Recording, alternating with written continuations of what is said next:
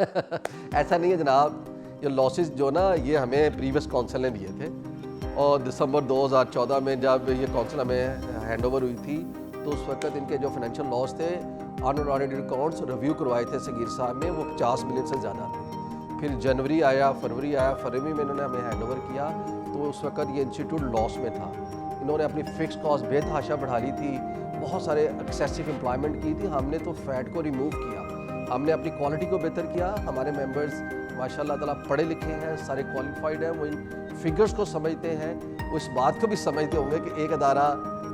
3 دن کے اندر 4 دن کے اندر تو لاسز میں نہیں چلا جاتا۔ وہ ادارہ انہوں نے لاس میں ہینڈ اوور کیا اور ہم نے اس لاسز کو روکا، اس کو اسٹیبلائز کیا اور ان کو بہت ریفائنڈ قسم کا برانڈ ہینڈ اوور کیا۔ پھر جناب 3 سال رہے کانسیپٹ، پھر بھی انسٹیٹیوٹ لاس میں تھا، پھر 2 سال پھر لاس میں تھا، 5 سال تو انسٹیٹیوٹ لاس میں، آپ نے خود لاس میں، آپ اس کو پھر کر لیتے نا کنورٹ۔ تو انفیکٹ اگر ہمیں اس انسٹیٹیوٹ کو چلانا ہے تو ہمیں کوالٹی کے ساتھ اور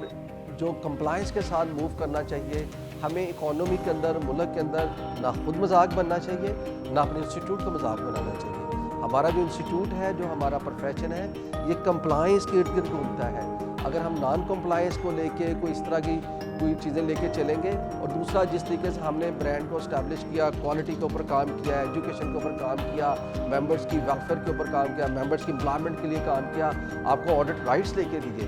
تو اگر آپ صرف یہی کہیں کہ نہیں ہم نے اس لاسز کو ایک دن میں کنورٹ نہیں کیا، تو یس ہم اس میں کنورٹ نہیں کر سکے، کیونکہ آپ نے ادارے کو اتنا ڈی شیپ کر کے دیا تھا، آپ نے لاسز میں ہمیں شیپ کر کے دیا تھا، تو ہمیں تو ملٹی فرنٹس کے اوپر جنگ لڑنی تھی۔ ہمیں اپنا برانڈ بھی بچانا تھا، ہمیں لاسز کو بھی روکنا تھا، ہمیں لوگوں کی جو امپلائمنٹ کا بھی خیال رکھنا تھا، اور پھر ہمیں انٹیک کا بھی خیال رکھنا تھا۔ اور اللہ کا شکر ہے ہم نے بہت اچھی شیپ میں انسٹیٹیوٹ میں ہینڈ اوور کیا، اور آج آپ کے سامنے ہے کہ ہمارے جانے کے بعد ان سے کچھ برانڈ کے اوپر کوئی کام نہیں ہو سکا۔